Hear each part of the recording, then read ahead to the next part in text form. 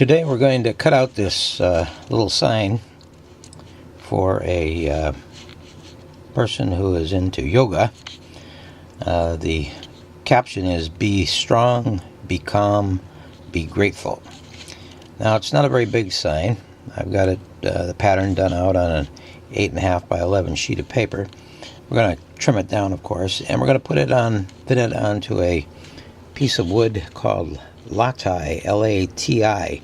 It's a very grainy type of board. Looks really nice when it's finished up, though. And I'm going to show you also today how you can make some use out of scrap wood. Because when we cut this out, we're going to have a piece of scrap left over, which normally you would probably just throw away because it doesn't seem like it's very useful. But there is a use for it, and I'm going to show you how to do that as we go along here. So let's take this pattern, cut it out first, and glue it down onto that board using some Elmer's glue, which is actually a glue stick. All right, we'll get going on that right now. I've cut the pattern out now and put some of that Elmer's glue on the back of it. It goes down as purple, by the way, but after a while it clears up so you don't have any purple showing.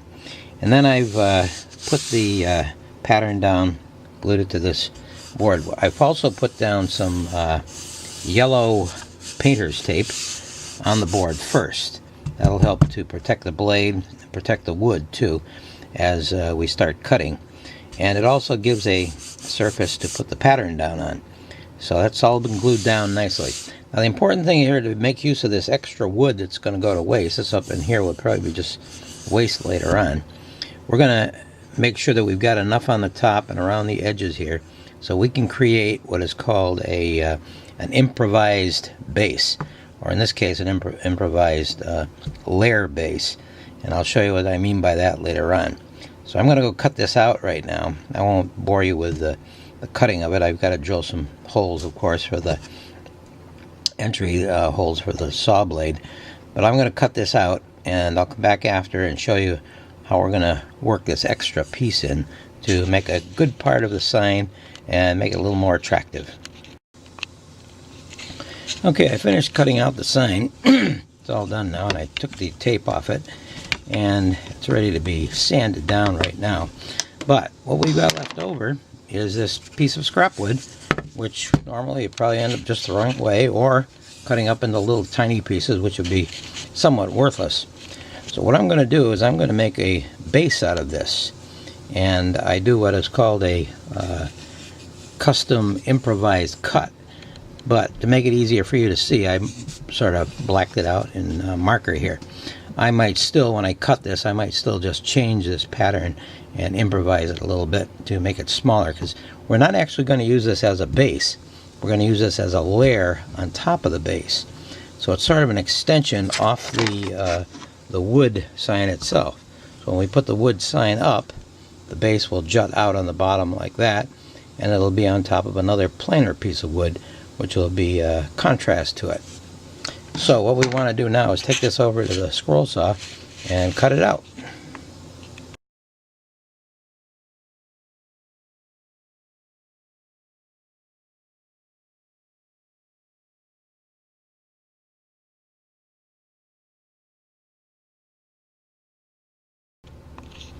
Okay, I finished cutting that piece of base, and I'm going to take the tape off it now and round over these corners a little bit, maybe use a round over a bit on the edges here to make it a little smoother. I'm going to start putting this thing together. So let me go take care of those few issues.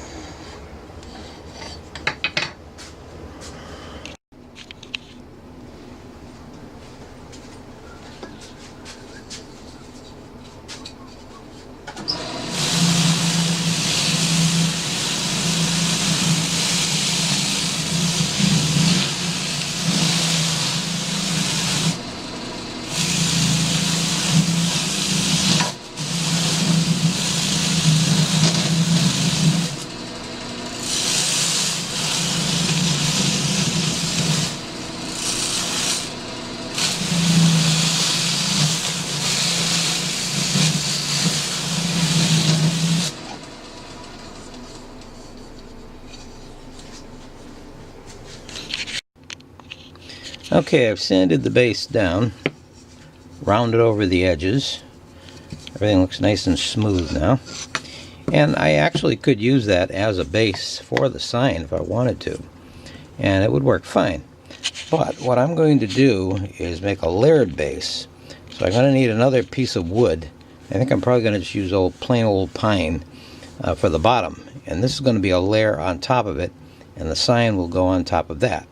So let me find a piece of wood and see how it looks. Alright, I found a nice piece of pine. Sanded it down, rounded over the edges a little bit with the sander. And then I'm now going to attach that layered base to the top of it. And then eventually we'll glue the sign on the top of that too. And we'll have a nice looking sign with a wide base so they can't topple over easily. And make it a little bit heavier in nature.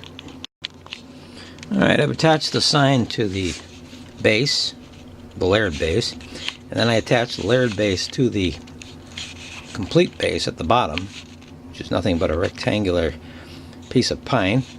And I've got it clamped down here now, and we'll let that glue dry for a while. Then we'll give it a finish, and it ought to look pretty good when we're done.